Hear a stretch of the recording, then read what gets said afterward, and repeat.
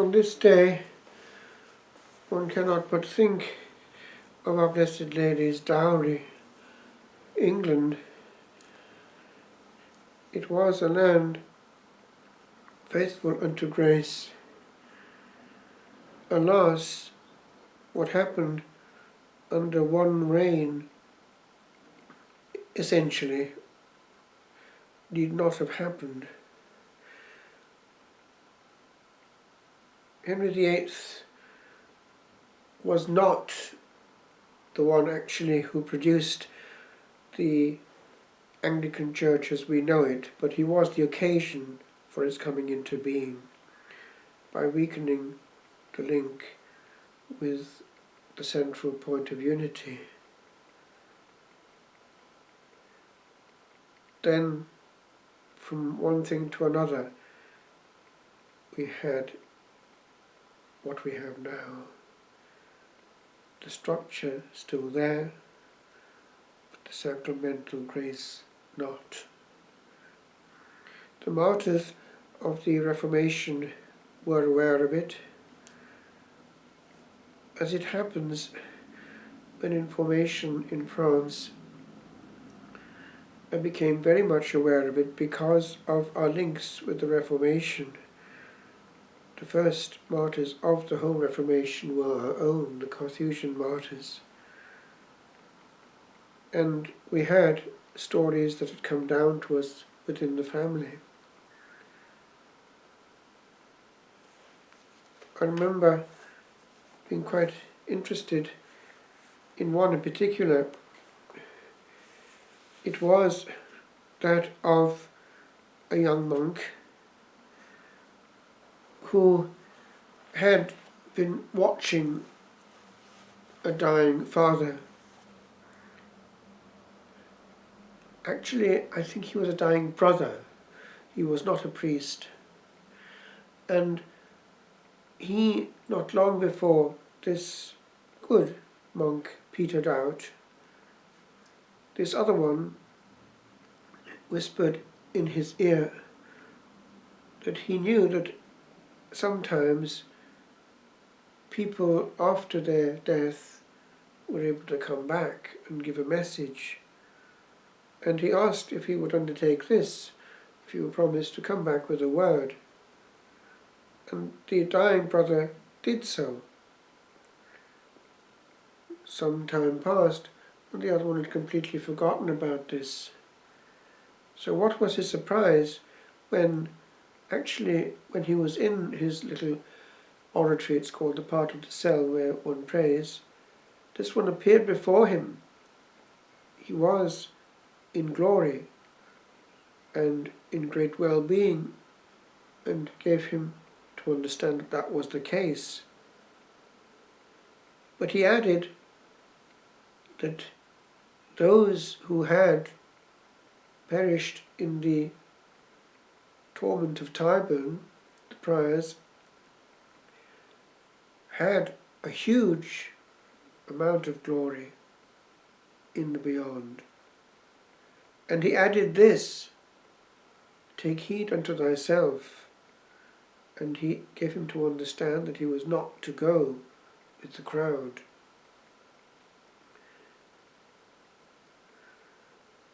And so, that was the end of that. But he was somebody of a humanly odd disposition, because he was given to complaining about things. And we have this curious testimony, because eventually the tirade continued on this monastery, the London Charterhouse, and they were trying to get them to go along with certain agreements, political ones, which had implications with regard to faith. And we have, to this day, a manuscript which can still be read in the British Library. It was left by those who were actually involved in the interrogation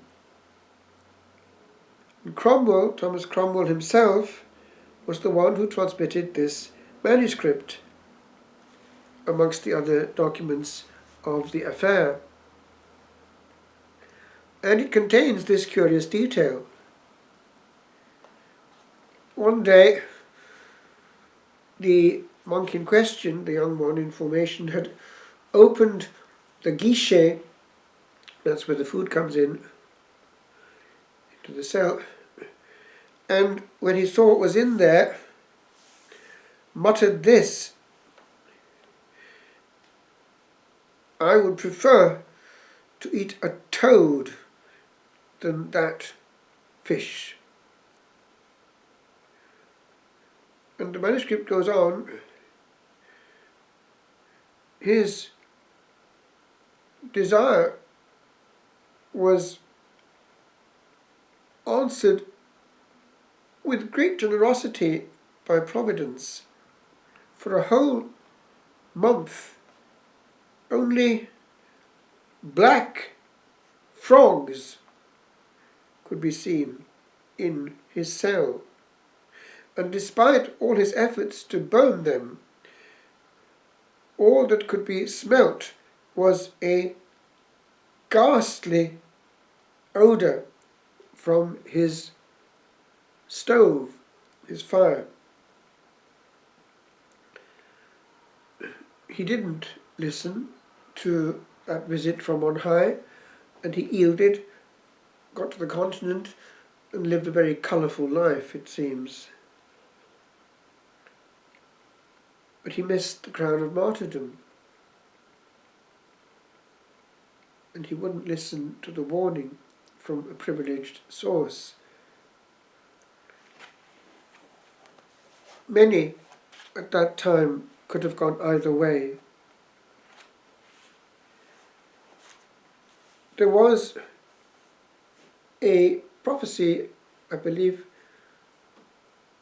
not in the area of Tyburn itself, may have been further north, in the north of England, because this is where this actually unfolded, if I remember rightly. At this point, in years to come, a great forest will burn. No one understood because there was no forest there. But this, down the line, was to happen.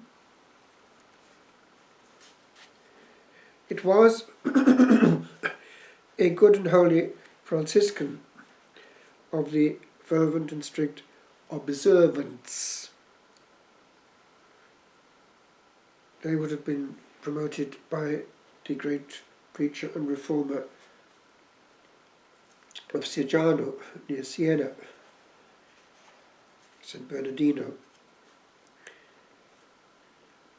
Well, he was in a key place initially in the realm of, well, essentially the high dignitaries of those who were close to the king and queen.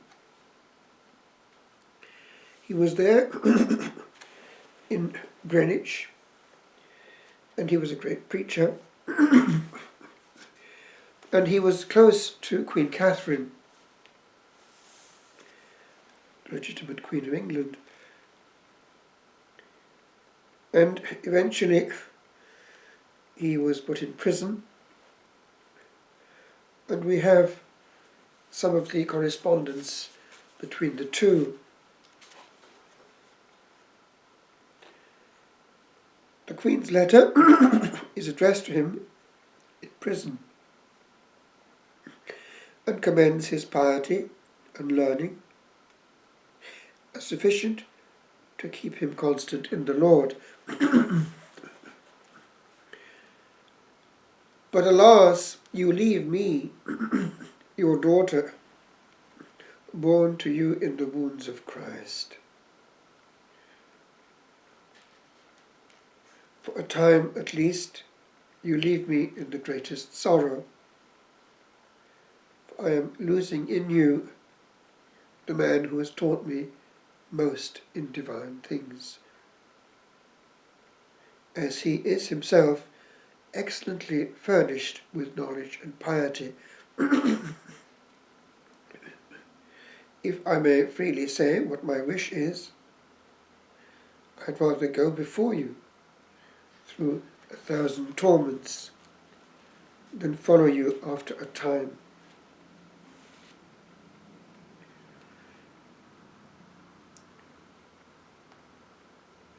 On she goes. The good man's reply from prison is in the same pious tone. Rejoices in her constancy in the faith. He's consoled by her compassion. But he does go on. Meanwhile, do you keep free from the pestilent doctrine of the heretics.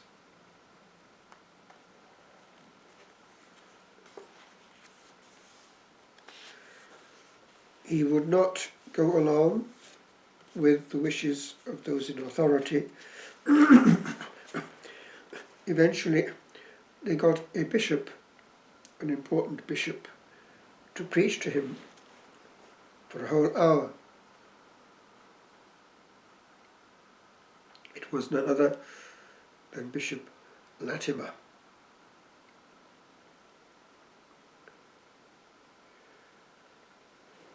Hugh Latimer.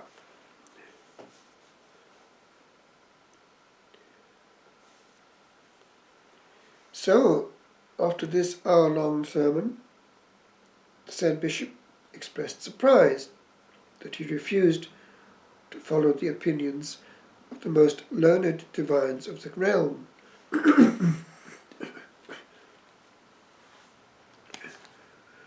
This then comes forth. Thou hast known me for many years, Latimer,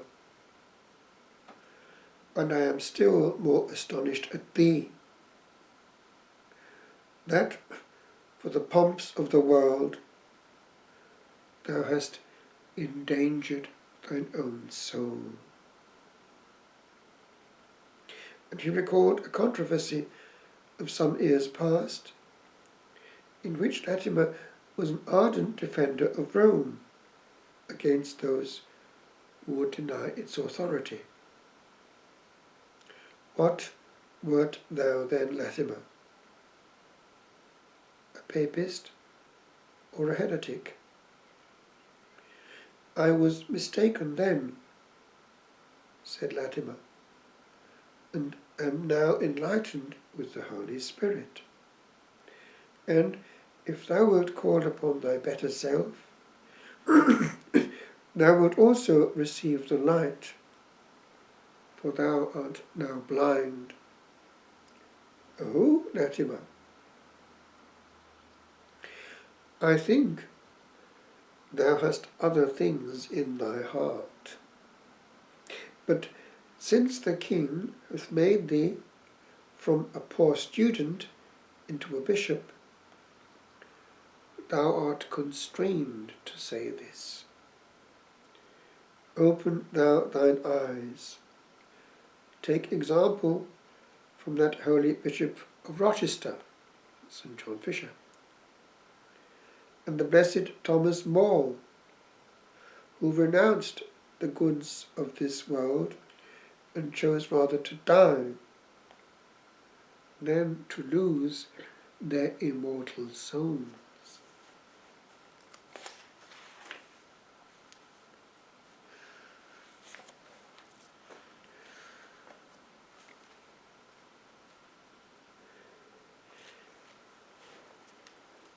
He was sentenced to death. Not in his case, although they attempted to find that, for high treason, but for heresy. That's interesting. And the punishment for heretics was pretty awful.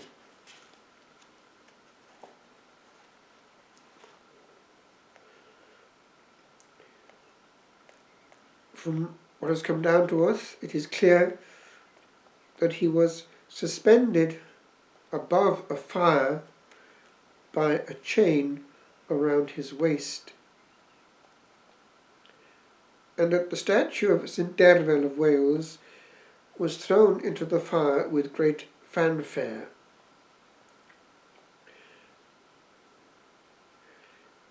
The holy martyr flinched slightly at the first touch of the flames, but then hung quietly, striking his breast and reciting the Miserere and other prayers in Latin. Some say that a strong wind prevented the flames from doing their work and thus prolonged his agony until finally his body was dropped into the flames. The date was Wednesday, May the 22nd, 1538.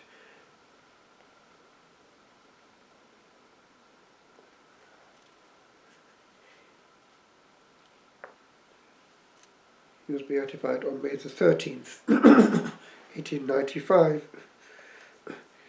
His name was John, notice, Forrest. And then people understood what the ancient prophecy actually meant.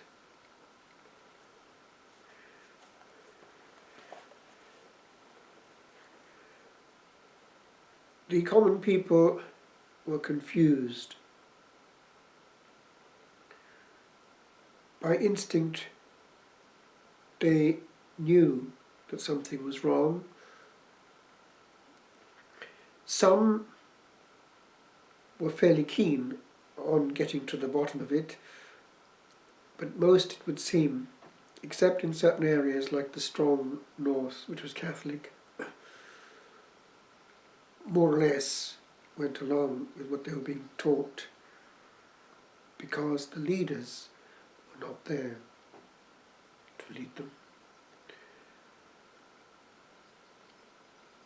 People look to leaders, and the story is told of this good lady who wanted a leader, and she walked all the way to one of the centres of learning.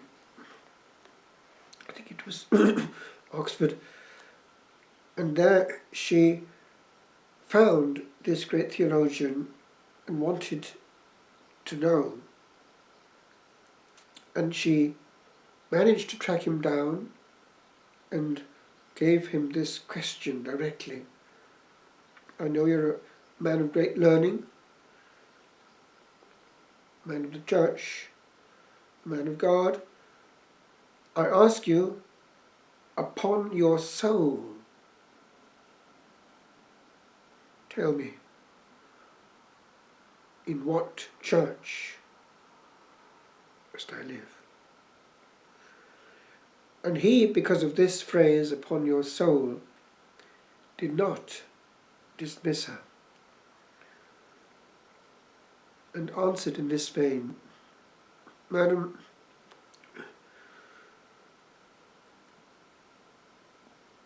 since you ask me upon my soul, I will tell you.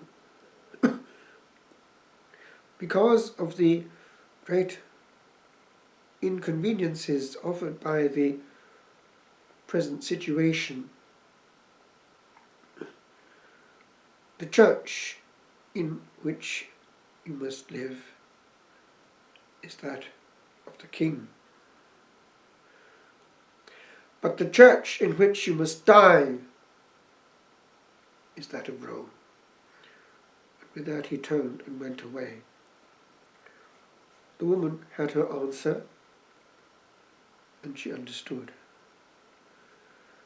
This man was well known, and he was close to the top ranks of the settled church, and he one day, sometime later on, was going to have a talk with no less than the head of that church, the Archbishop of Canterbury, and was in the corridors of Lambeth Palace and suddenly felt a terrible pain. He dropped to the ground and was found dead. He died in the Church of the King.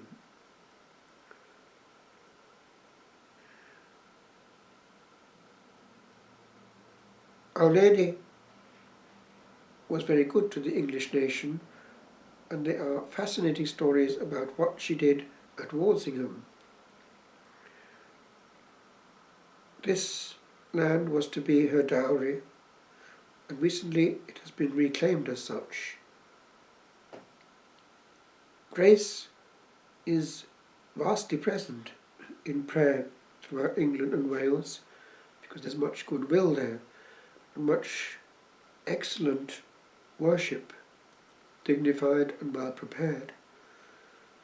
But the permissive will of God is one thing, and the positive will of God is another. And one has, like Newman, if one feels a slight nudge of doubt, to sort out the doubt and not settle for half a truth if one is aware that there might be a greater. I have had people who have gone as priests from the Catholic Church to another situation, perhaps with a woman involved, perhaps for some other reason, but one questions whether there is peace of heart, because if one has the divine gift of light and vision of the truth, it will always nag the conscience if one is living a double life. One cannot, with serenity and deep conviction, preach what secretly one knows to be incomplete. I was preparing a candidate for ordination years ago, and I was guest master in St. Angelo because we were close to Rome, and used to come to us from Rome to prepare for ordination for their retreat. And he had been an Anglican, a high Anglican, and his brother was still a high Anglican, a clergyman, but was having doubts. And he wanted to resolve these doubts. And he was praying the Holy Spirit. And he was celebrating one day the Anglican Eucharist, and he heard this within him. And I asked my friend, who was before me, whether it was actually something objective or something just in his imagination and mind, and he said no, it was quite objective, he heard it. It was this, just before the consecration: don't genuflect. Last I heard from him was that his brother was negotiating to see how he could come over to the Catholic Church, but it was complex because he was married with a family. Peace at any price.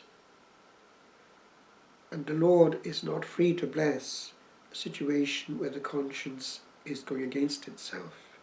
He does not give the reward of deep peace of heart unless the conscience is clear. In theology we learnt that all sins against faith are grave of their whole kind. Mortale omnis generis sui. And so it is that this has to be looked at. One can't pray well and not look well at the truth head on.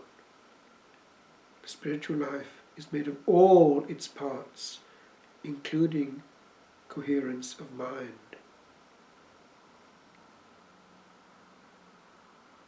My best friend became an Anglican clergyman like his father. I know secretly that he had some doubts about the question validity of ordination, but it was very difficult to get out of the situation of being born into a caste of clergy. It's a system. 6 years at Oxford, and he was well inserted in the system. But is there peace of heart? Newman looks at the question of the formula for ordination. And this was before Leo XIII had sorted it out. And he puts it this way, comparing the rubrics, the formulae, the ceremonial for the ordination in the Catholic Church with that which they have in the Book of Common Prayer. And he simply puts it this way: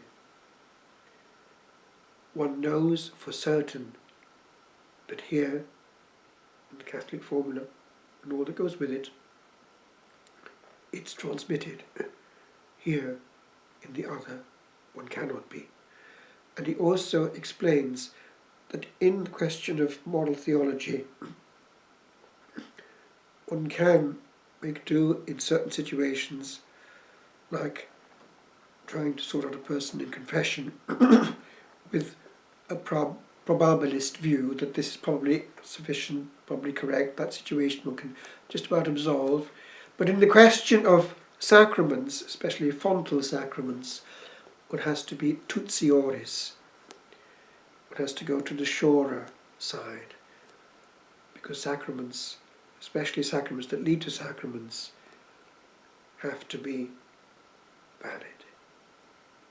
Therefore, with regard to the apostolic succession, it has to be 101% sure.